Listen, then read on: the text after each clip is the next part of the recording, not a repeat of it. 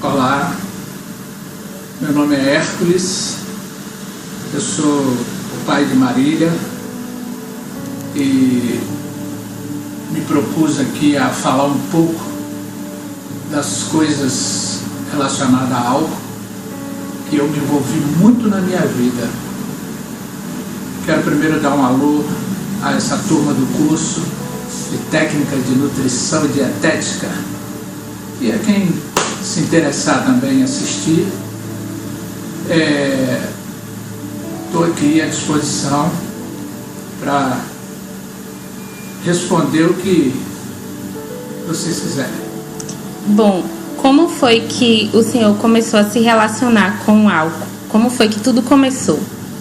Olha, eu ainda era pequeno, uns 12 anos ainda, criança. Eu já via meu pai beber todo final de semana,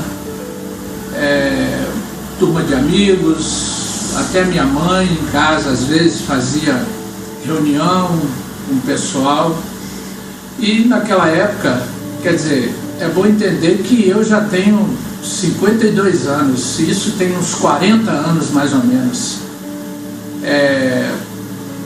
Eu tinha aí pro lado de 12 anos quando eu comecei a me interessar, ver o pessoal bebendo, comecei a achar interessante, via todo mundo cantando, fazendo sambinha na mesa, e todo final de semana eu achava aquilo bacana.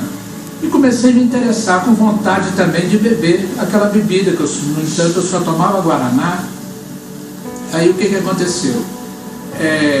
Quando eu, na puberdade ainda, aos 13 anos, já entrando para a adolescência, eu comecei a fazer novos amigos que já tinham experiência, já tinham tomado um gole, e eu, para não ficar diferente, eu corri e falei, olha, com aqueles amigos meus, porque minha mãe nunca deixou eu beber, sempre, não, você toma refrigerante.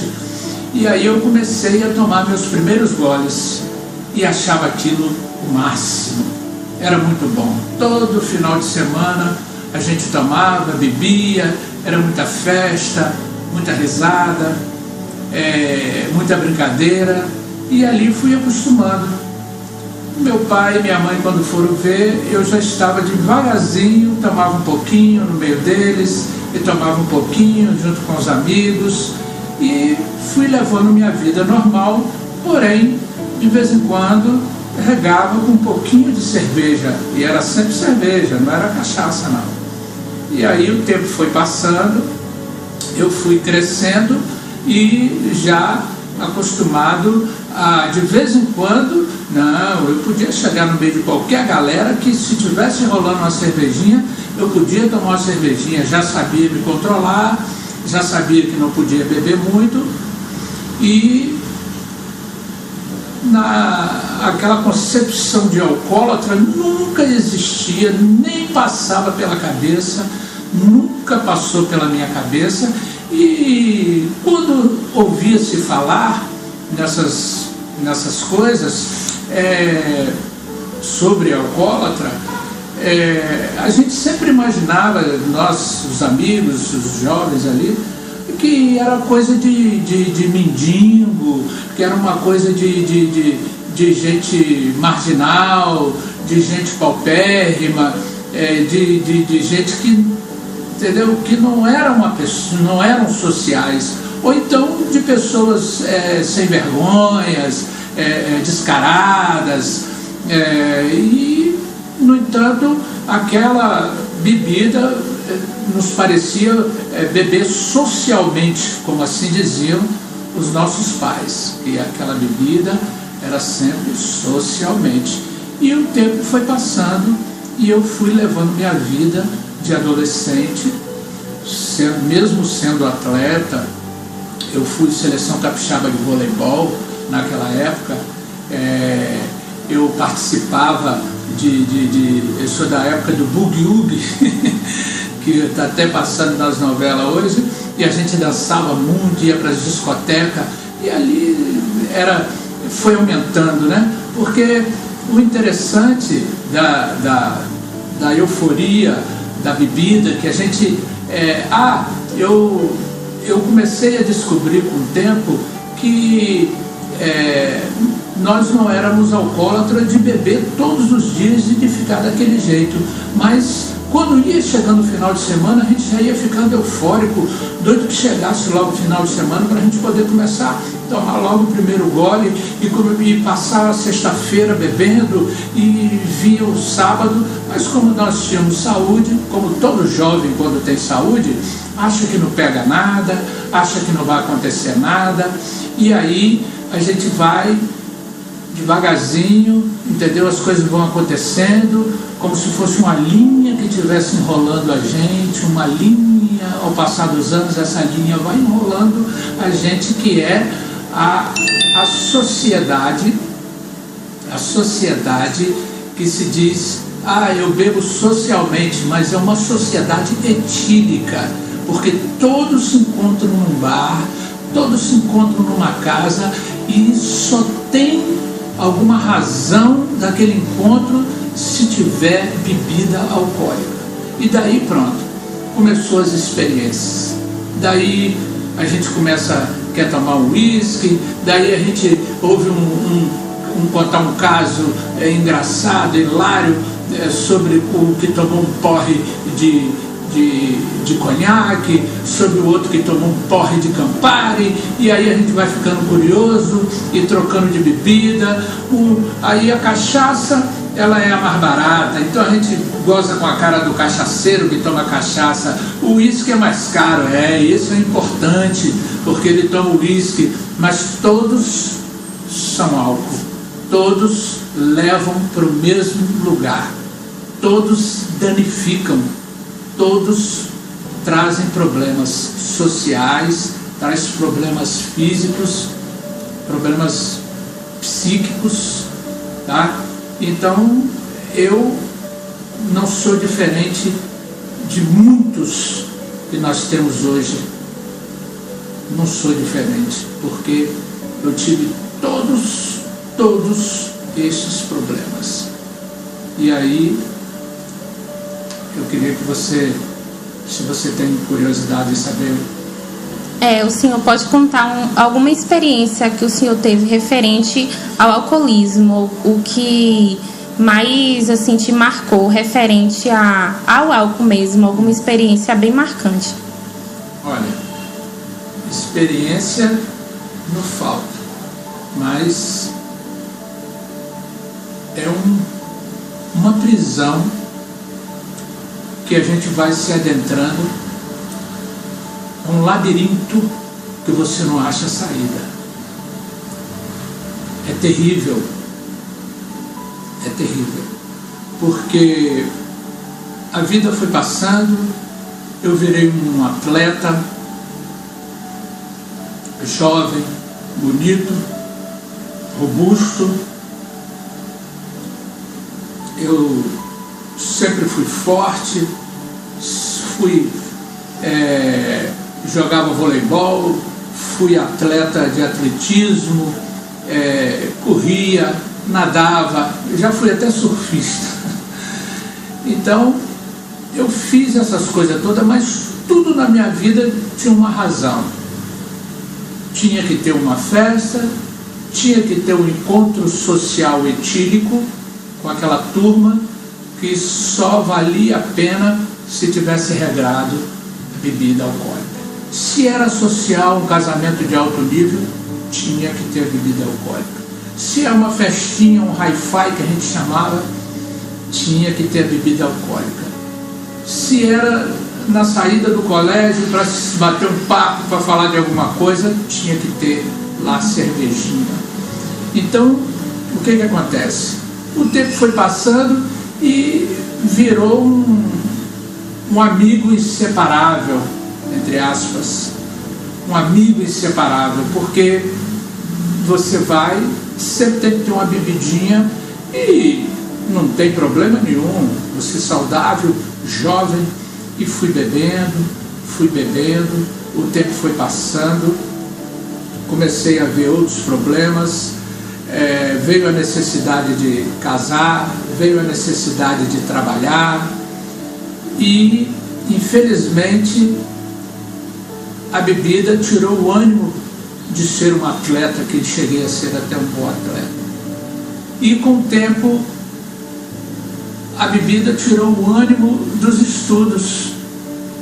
Tinha que logo trabalhar e casar, porque eu ia perder meu tempo, faculdade, perder meu tempo. E naquela época a gente não tinha muito incentivo, como hoje todo mundo, né, tem incentivo o tempo todo, porque se não trabalhar, se não estudar, não consegue nada. E naquela época, pedir ao pai alguma coisa ainda tinha, pedir ao avô alguma coisa ainda tinha, porque foram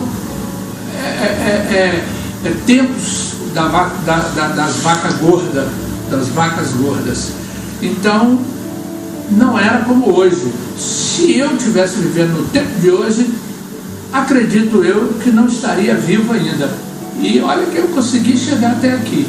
Então, o que acontece? Primeiro, casei e a mulher não trabalhava, só eu trabalhava, mas uma vida terrível, aquela vida de sai do trabalho, passa no bar. Então, quer dizer, de vida social, de ser um alcoólatra, que eu achava que não era, só de final de semana, que dava euforia, comecei a beber dia sim e dia não.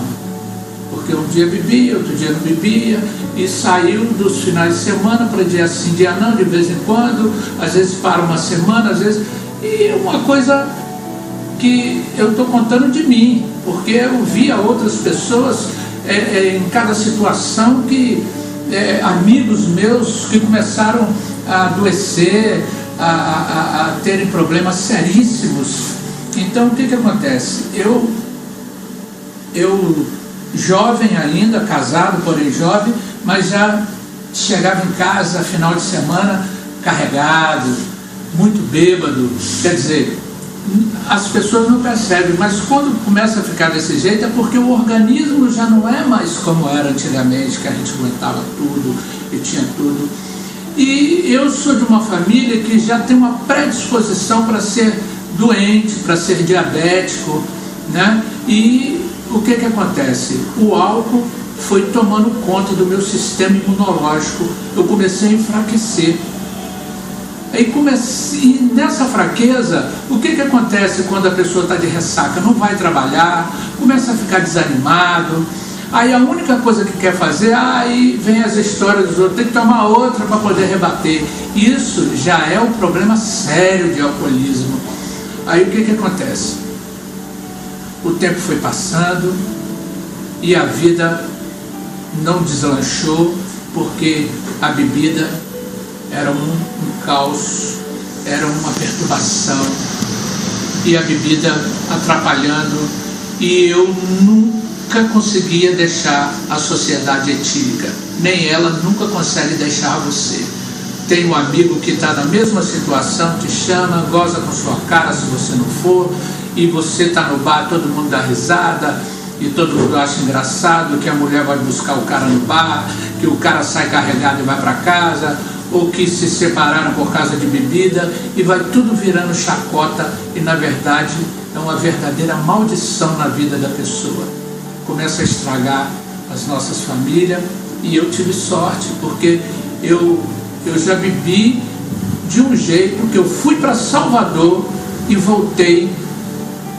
Eu lembro que fui e acordei em casa no quarto, sem saber, sozinho, como é que foi essa viagem. Então olha a que ponto o álcool chegou. Muita gente morre hoje em dia em acidente por causa dessas coisas, mas Deus me guiou, me trouxe até em casa, não deixou que nada acontecesse comigo. Uma certa vez, minha mulher disse que chegou um monte de gente aqui, que nem era conhecido meu, mas sabia que eu trabalhava aqui perto, no Hospital da Mulher, e eles me viram no bar de noite, numa situação que eles trouxeram meu carro, me colocaram na cama e botaram o carro na garagem, e eu não lembro de nada. Então, a situação foi se agravando, e, como eu falei no início, que é como a linha, o álcool vem como a linha, que o tempo passou e enrolou tanto a linha em mim que eu já estava como se eu tivesse todo amarrado de corrente, sem poder me livrar, sem poder fazer nada. Eu tentei CAPS, não, eu tenho que parar, não consegui. E até que Deus iluminou a minha vida, eu resolvi, falei, não, eu tenho que fazer alguma coisa, eu não posso ficar desse jeito, porque nunca fui uma pessoa que tivesse o coração ruim. Como o pessoal diz, eu sempre fui do bem. Então a única coisa que atrapalhava era o vício, era o alcoolismo. Então eu vi muitos amigos meus se enveredarem para tráficos, para roubo, uns morreram de acidente por estarem embriagados, se envolverem em acidente, outros morreram porque em briga, porque mataram. E depois de uma certa idade comecei a encontrar, a procurar por alguns que tive a notícia de que morreram por câncer no fígado. Meu Deus! E isso eu dizia, poxa vida, coitado de fulano, coitado de Beltrano, mas sem lembrar que eu estava nessa fila, porque eu vinha bebendo, e foi quando Deus me libertou e eu fui para a igreja. Glória a Deus, para a honra e glória do Senhor, eu consegui passar quase 10 anos dentro da igreja. Por incrível que pareça, houve uma recaída depois de tanto tempo e eu voltei a beber, achando que estava bem, minha saúde estava boa, foi uma boa parada, que agora eu poderia de novo. E aí fui encontrando outros amigos, né, de forma diferente. Não está aparecendo. Aí o que acontece? Eu comecei a perceber que a minha saúde não estava boa. Comecei a procurar médico, e já um pouco de bebida já me fazia mal, e eu já começava a beber e já não cuidava mais bem da ideia, já esquecia, comecei a me esquecer totalmente das coisas que eu estava fazendo quando estava bebendo. E então eu fui para o médico, e o médico começaram a me mostrar que eu estava diabético, pressão alta. Isso, eu tinha uma performance robusta de 112 quilos mais ou menos. Aonde, né? Quem me vê desse jeito, quem diria que eu já fui um cara de 112 quilos? E a doença foi comendo, foi tomando conta, e a abstinência também foi tomando conta, porque eu não conseguia mais ficar sem beber. E aí o tempo foi passando, e eu bebia pouquinho, mas bebia, não aguentava. Passavam uns dias, 2 dias, não aguentava, ia para um bar e só saía de lá bêbado. E aí o tempo passou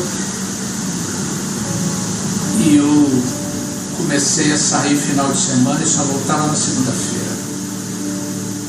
E cada vez mais ficando doente, cada vez mais ficando doente. Jesus, o que eu vou fazer? Depois de 10 anos já parado, e eu volto para o final da fila.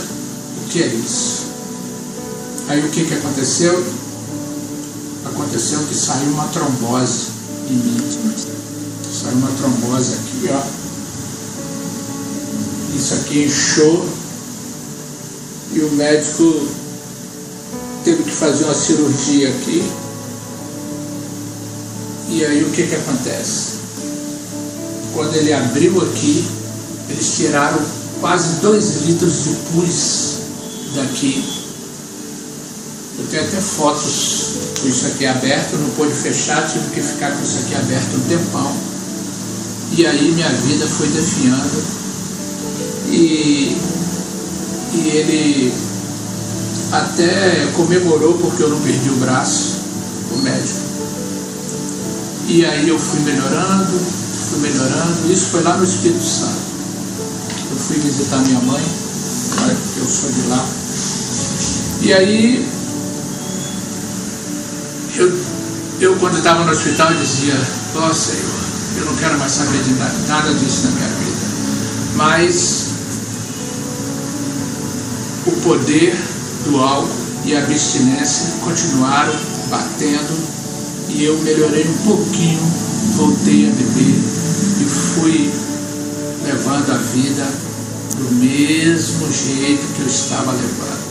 E aí o que aconteceu? Um ano depois saiu um abscesso nas minhas costas e eu não aguentava mais, eu não estava aguentando mais aquela coisa inchada. Fiquei internado de novo, mas um período de quase um mês internado, e aí tiveram que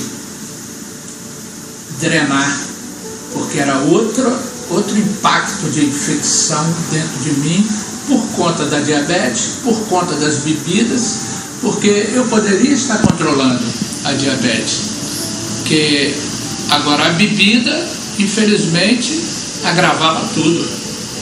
E aí eu fiquei com aquele dreno nas costas, aberto também, e aí, mais uma vez, de um ano para o outro, aquilo me aconteceu e eu fui melhorando, e eu dizia no hospital: Senhor, dessa vez eu não quero mais saber. O Senhor me deu a oportunidade uma vez, mas dessa vez eu não quero mais saber. Mas o inferno, o Satanás, já tinha me enrolado em todas as linhas do mundo. As brincadeiras no início era só para disfarçar. Depois o negócio ficou grave, porque eu não aguentava ficar sem beber. E aquilo foi me dando aquela vontade de novo. Voltei até para a igreja, mas não conseguia ficar. E aí depois de 2 problemas, de 2 cirurgias, voltei a beber, insisti, continuei bebendo, e muita gente boa, todo mundo gostava de mim, mas a maioria que gostava de mim lá nos bares, na sociedade etílica, gostava igual a gente gosta de laranja, só para descascar e sugar, porque além de tudo era mão aberta, dava as coisas para os outros, sem falar o que me roubaram. Quantas coisas me roubaram. O que aconteceu? Eu deixei de fazer muita coisa, deixei de me formar, deixei de dar mais conforto para minha família, mas o Deus Todo-Poderoso, que conhece o meu coração, ainda continuou me livrando, até que, por último agora, há pouco tempo, para fazer um ano, saiu uma erisipela no meu pé, que não teve jeito. A saúde agravada. Com 15 dias meu pé virou uma pedra. Se batesse o martelo ele quebrava tudo. Fiquei internado no Clérice de Andrade, ali naquele corredor, por um mês. E não teve jeito. Me mandaram para o Ananeri, fiz uma arteriografia e eu já estava com problemas severos, graves, na artéria aqui da perna. E o médico chegou e disse: olha, não tem jeito, nós vamos ter que amputar a sua perna abaixo do joelho aí, antes que tome conta do corpo. E agradeça a Deus, porque no exame as artérias do seu coração ainda estão boas. Que você, como diabético, se esse problema que deu na perna dá no coração, você já teria morrido. Então, hoje tem um problema grave no fígado, tá? E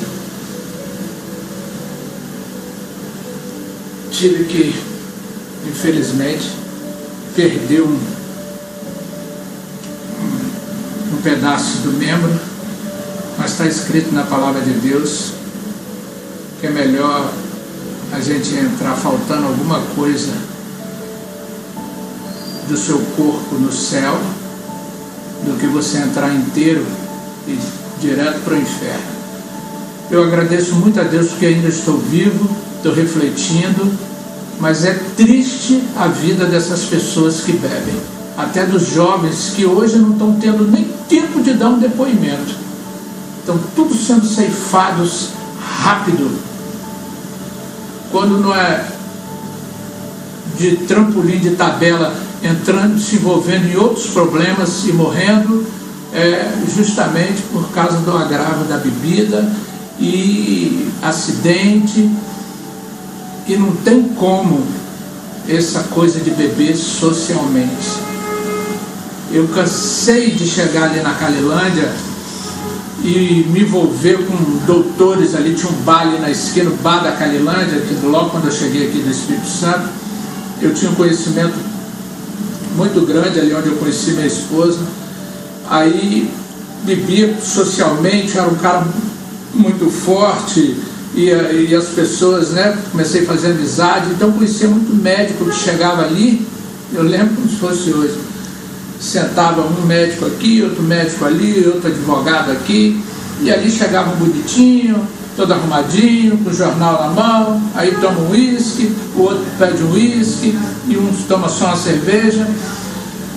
Daqui a pouco, você olhava para o médico estava todo falando embolado, com a roupa toda torta, o jornal já todo embolado, uns já dormindo por cima uma coisa terrível, triste. Então não tem sociedade, não tem nível social, não tem raça, não tem nada. Aonde o álcool chega, ele destrói.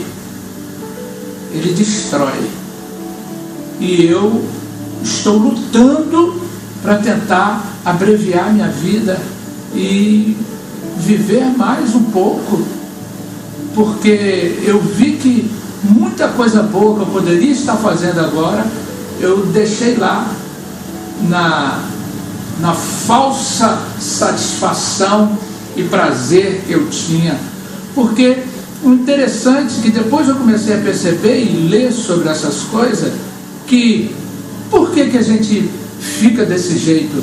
Porque o seu organismo, ele entra num estado de prazer e chega no outro dia, você quer entrar naquele mesmo estágio de prazer, e o tanto de bebida que você bebeu ontem não está fazendo você ficar do mesmo jeito, então você bebe mais. Aí a tendência nunca diminui, é sempre você querer mais, para você atingir aquele nível de prazer, de euforia. Então, amanhã eu vou ficar assim também, hoje eu vou beber, mas eu não percebi, o mesmo tanto que eu bebi, não fiquei do mesmo jeito, então eu tenho que beber mais, até atingir. É uma coisa terrível, é um poço sem fundo. Eu acho que é um problema urgente para ser resolvido na nossa nação e no mundo. Isso é um veneno que vem matando as pessoas aos poucos, é um assassino que vem matando aos poucos. E se a gente não abrir os olhos e tentar melhorar a situação da nossa sociedade perante a essa droga lícita, as pessoas não estão se alimentando, estão se envenenando com álcool. E é muito triste. Eu agradeço a oportunidade de falar alguma coisa, esqueci, não lembro de tudo. É só um resumo rápido de alguma coisa, mas espero que vocês tenham visto, né, a grande destruição que o álcool causou na minha vida. Mas eu tenho fé em Deus, que em nome de Jesus, o que eu puder fazer para poder ir contra e ajudar as pessoas que estão vivendo dessa mesma maneira que eu vivi, eu estou pronto. Muito obrigado. Tchau para vocês.